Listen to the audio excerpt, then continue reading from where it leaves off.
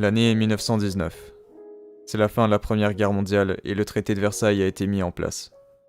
Avec le conflit terminé, l'Europe retrouve une paix méritée et les habitants des divers pays impliqués peuvent enfin se reposer et profiter d'un futur radieux. Enfin, ça, c'était l'idée de la population à l'après-guerre.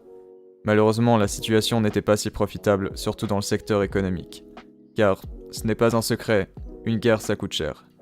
Plus de 30 milliards ont été dépensés pendant la Première Guerre mondiale, car forcément, sans même rentrer dans les détails, il faut les armes, il faut les munitions, il faut de la nourriture pour vos soldats, ajouter encore quelques tanks ou avions en plus de réparations sur 4 années, et il n'est donc pas étonnant que le tout revienne à un coût aussi haut. Donc, pour remettre tout le monde sur la même page, quels ont été les événements économiques les plus importants entre la Première et Deuxième Guerre mondiale ? Tout d'abord, certains pays impliqués ont subi de grandes destructions et sont donc contraints à reconstruire.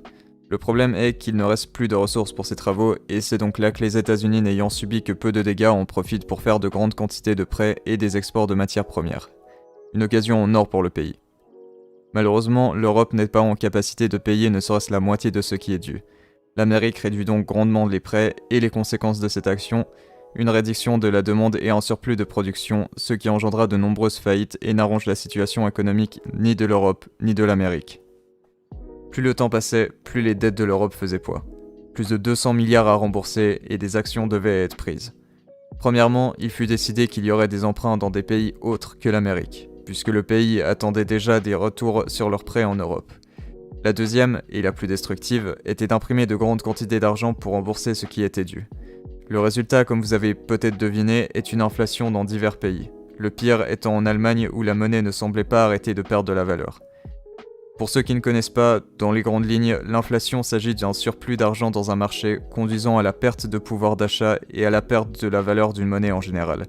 Ce qui en résulte directement donc est la perte des économies faites par le peuple et l'incapacité d'acheter même à manger.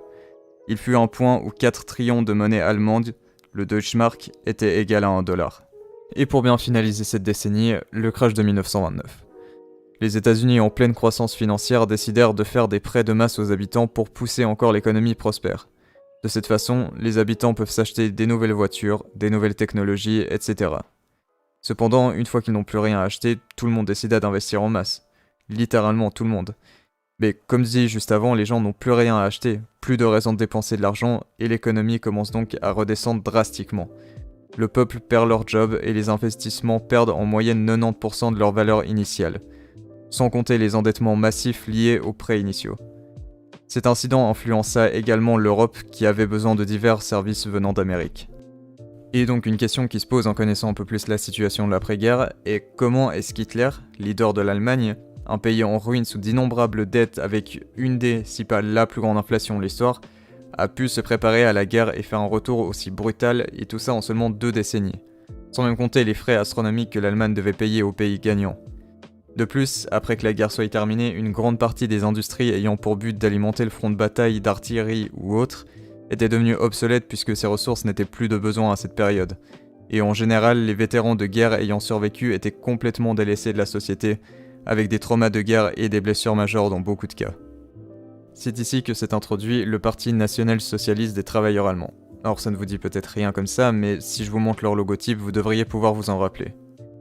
Ce parti des nazis donc était dirigé par Adolf Hitler, chef de ce groupe de personnes principalement vétérans de guerre et sans emploi. Malgré tout, ce n'était pas le seul genre de personnes à rejoindre car plus le temps passait, plus des personnes de la classe moyenne, ayant donc un travail, rejoignaient ce groupe. La raison principale étant l'inflation qui leur avait fait perdre tout leur argent économisé, suivi du crash de 1929 qui fut une occasion considérable pour Hitler avec des quantités astronomiques de personnes se faisant virer de leur travail et les encourageant à rejoindre les nazis. Pour remonter la chute économique et payer les dettes, il se trouve que l'Allemagne dépensait beaucoup d'argent. D'énormes quantités financées en partie par un nouveau système économique, le bon mais faux. Mis en place par Hjalmar Schacht dont le but était de créer et dépenser de l'argent en masse sans créer d'inflation avec des relations gouvernementales. Mais ce n'est pas un cours d'économie donc je ne vais pas trop me pencher dessus. Il n'empêche que ce système fut prospère pour une période de temps et tout l'argent dépensé était mis à disposition de la production de ressources de guerre. Il y eut aussi une grande campagne pour un nouveau modèle de voiture, la voiture du peuple ou Volkswagen, une initiative du parti nazi disant produire des voitures accessibles à tous en termes de prix. Une grande quantité de personnes donnèrent leur argent aux nazis pour pouvoir voir la voiture arriver sur les marchés, mais il se trouve que pas un seul Allemand reçut la voiture, puisque l'entièreté des fonds récoltés repartit directement dans la production d'armements. Je vais maintenant m'attarder sur le discours nazi des élections du Parlement en 1933. Crois-tu que la fin est nécessaire ? Peut-être as-tu déjà fait connaissance avec elle. 20 millions d'Allemands ont faim comme toi. Demain, tu retourneras au bureau de placement et tu pointeras. À part cela, tu n'as rien à faire demain.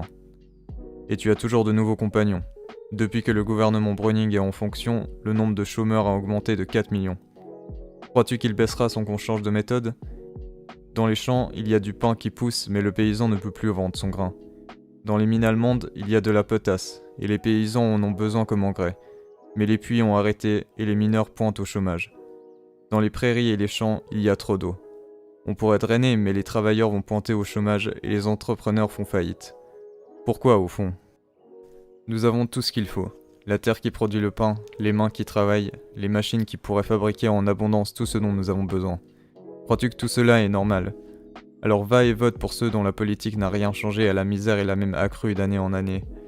Mais s'il te reste encore une étincelle d'espoir, alors vote pour les nationaux socialistes, car ils sont d'avis qu'on peut changer tout cela. Que dit Hitler de tout cela ?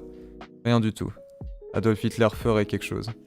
Il ne resterait pas là muet à attendre que l'étranger ait envie de nous pomper encore de l'argent. Ce qu'Adolf Hitler ferait est tout préparé et bien au point. Il attend le jour où tu te décideras pour lui pour pouvoir t'aider. Participe à l'œuvre de construction, mets la main à la pâte. Demain, tout sera nouveau et plus grand, les nationaux socialistes peuvent t'aider, les nationaux socialistes veulent t'aider, mais il faut que tu leur donnes le pouvoir, alors vote pour les nationaux socialistes. Ce texte s'agit d'un discours pour les élections présidentielles ou NSDAP et démontre comment Adolf Hitler, donc le parti nazi, a utilisé cette nouvelle économie et par extension une nouvelle société à son avantage. Comme vu avant à cette époque, 1932 donc, l'Allemagne avait une des pires situations économiques vues jusqu'ici avec la fameuse inflation, un taux de chômage ne cessant de grandir et des Allemands qui avaient faim. C'est comme ça que les nazis visent les sans-emploi et leur donnent espoir en disant que l'Allemagne a toutes les ressources nécessaires pour fonctionner, comme la terre qui produit le pain, qui s'adresse aux Allemands sans nourriture, les mains qui travaillent et les machines qui produisent pour les sans-emploi. Le discours met donc en avant Hitler en le présentant comme un sauveur qui peut mettre tout en lien pour refaire fonctionner l'Allemagne et en disant qu'Hitler ne dira rien du tout, mais que les actions ont plus de poids que la parole. Et ce n'était pas complètement faux puisque comme on peut le voir sur ce graphique, en 1933, l'année où Hitler a été élu donc, le taux de chômage n'a fait que de baisser, bien qu'une bonne partie du peuple était contraint à faire du travail forcé. Mais il n'empêche qu'avec la situation de l'Allemagne critique, le discours fut un succès massif, et les nazis avaient su prendre avantage de la population désespérée, qui constituait tout de même une grande partie de l'Allemagne. Nous allons maintenant nous intéresser sur les sources iconographiques. Ces sources montrent la situation de chaque pays à la fin de la guerre, et nous allons nous intéresser sur la production industrielle, le PIB, ainsi que sur les dettes. Pour commencer avec ou plutôt ici, le pays ayant profité de la guerre, nous avons les États-Unis qui a sa population en croissance et une production industrielle florissante pour but de vendre aux pays endommagés de la guerre. Le plus impressionnant est le PIB, qui est dans les grandes lignes un aperçu de l'économie d'un pays. Le plus grand le chiffre, le plus abondant il est. Les États-Unis ici possèdent un PIB assez extraordinaire, 3 à 6 fois plus que les autres pays. Après tout, il n'y a pas de business plus profitable que la guerre. De l'autre côté de l'océan, l'Allemagne ayant souffert des dégâts conséquents, non seulement avec une perte de la population, un PIB en chute, mais surtout une inflation gigantesque causée par le remboursement total des dettes, comme vu précédemment. Au niveau de la production industrielle, les industries d'armement devenues obsolètes, l'Allemagne ne possède que très peu de potentiel de production puisque toutes leurs entreprises étaient dirigées à l'armement et non pas à la vente et est donc contrainte d'exporter en masse. La France, elle, bien que gagnante du conflit, ne s'en sortira pas indemne avec des dettes massives et une production industrielle elle aussi faible. Le PIB est également en baisse mais l'inflation est gardée sous contrôle. Sur ce tableau, on peut directement constater les effets de l'inflation, avec les Royaumes-Unis ou encore le Japon qui s'en sortent sans trop de problèmes à stopper la perte de valeur de leur monnaie. Les États-Unis, eux, avec leur croissance habituelle, sont presque en cas de déflation, le contraire de l'inflation donc avec de l'argent qui augmente le pouvoir d'achat. La France, elle, peine à garder leur monnaie à la même valeur, ayant imprimé de l'argent pour compenser une partie de leurs dettes. Et si vous faites très attention sur un tout petit détail sur le pays restant, l'Allemagne, c'est que la valeur de sa monnaie a perdu à peine 20 fois de sa valeur en l'espace de seulement 3 ans. Et ça c'est encore pour les valeurs compréhensibles, avant que la valeur de la monnaie commence peu à peu à creuser sa propre tombe. Au pic de l'inflation, une seule carotte pouvait coûter des milliards de Deutschmark.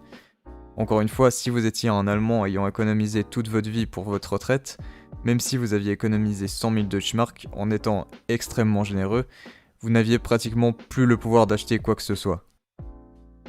Donc je voulais aussi vite fait parler de cette image qu'il s'agit d'un poster britannique encourageant les habitants anglais à investir dans l'équipement de guerre.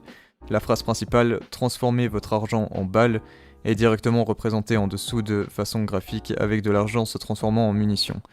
Cette affiche démontre que l'Angleterre avait déjà des problèmes d'argent puisqu'ils ont dû prendre de la poche des résidents pour continuer à alimenter la guerre. Donc pour conclure, de quoi faut-il se souvenir ? Eh bien, c'est que la fin d'une guerre ne veut pas dire que c'est la fin de la misère, que ce soit pour le pays perdant ou gagnant.